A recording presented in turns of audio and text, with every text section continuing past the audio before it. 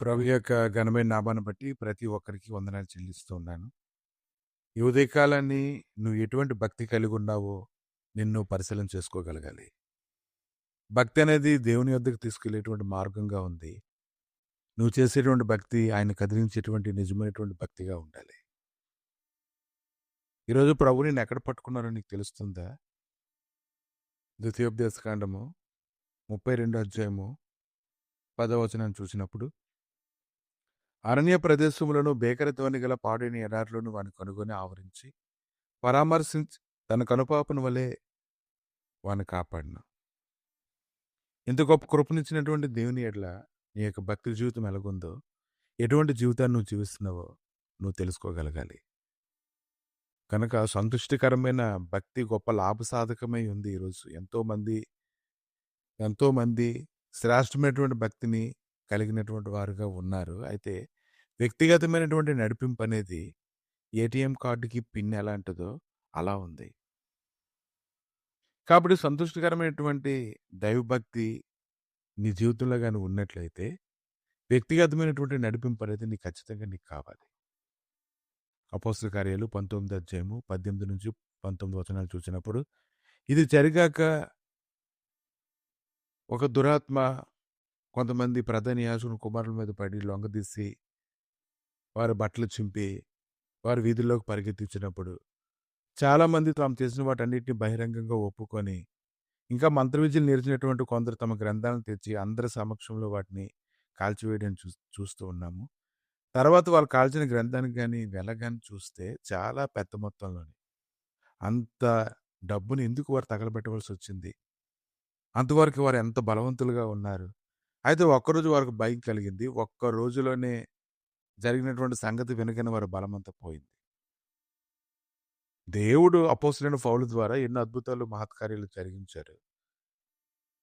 అతడు వస్త్రాలు ముట్టిన, అతని యొక్క నీడ పడిన ప్రతి ఒక్కరు కూడా విడుదల పొందుకోవడం అనేది దేవుడు అటువంటి సంతుష్టికరమైన భక్తిలో నుంచి దేవుడు వారికి అది ఇచ్చాడు.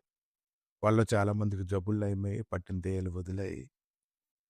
అప్పుడు నిజమైనటువంటి భక్తులైనటువంటి వారు ఏంటంటే, అతను ఎలా ఉచ్చాటన చేస్తున్నాడో, అతను ఎలా మాట్లాడుతున్నాడో, అతను ఎలా అధికారాన్ని ప్రకటిస్తున్నాడో అలా చేస్తూ ఉన్నప్పుడు కొన్నాళ్ళ వరకు చిన్న చిన్నవన్నీ కూడా వారిని వదిలిపోతూ ఉన్నాయి. కానీ ఒకరోజైతే ఒక యాజకుని యొక్క ఒక 7 కుమారులు అలా చేసినప్పుడు ఆ దెయ్యమైతుంది. యేసు ఎవరో తెలుసు, పౌలు ఎవరో తెలుసు, మీరెవరు అంటే వీరి దగ్గర సమాధానం ఉందా? వాళ్ళు ఎలా చేస్తారో అలా చేసుకుంటూ వెళ్ళిపోతున్నారు. ఆ దెయ్యం పట్టిన వాడు వాళ్ళ మీద పడి వాళ్ళని బాగా కొట్టి రక్తం కార్చుకొని వారు పారిపోవడం అక్కడ చూస్తున్నాం. అప్పుడు అందరికీ భయం పట్టుకుంది. సమస్య వచ్చింది అనుకోండి, మన భక్తి సరిగా ఉందో లేదనేటువంటి భయం మనల్ని తినేస్తూ ఉంటుంది. మనం వెలుగున్నప్పుడే మనం నేర్చుకుంటే, వెలుగున్నప్పుడే గ్రహించుకుంటే, వెలుగున్నప్పుడే ఆయన సన్నిధిలో గుమ్మం గడప కనిపెట్టుకొని ఉంటే, అప్పుడు వారు అన్నిటిని తీసుకొచ్చి కాల్చేయడాన్ని మనం చూస్తున్నాం. కానీ ఇక్కడ దురాత్మలు చెప్తూ ఉన్నాయి, యేసు ఎవరో తెలుసు, పౌలు ఎవరో తెలుసు, మీరెవరో కూడా మాకు తెలుసు అని మాట్లాడుతున్నాయి.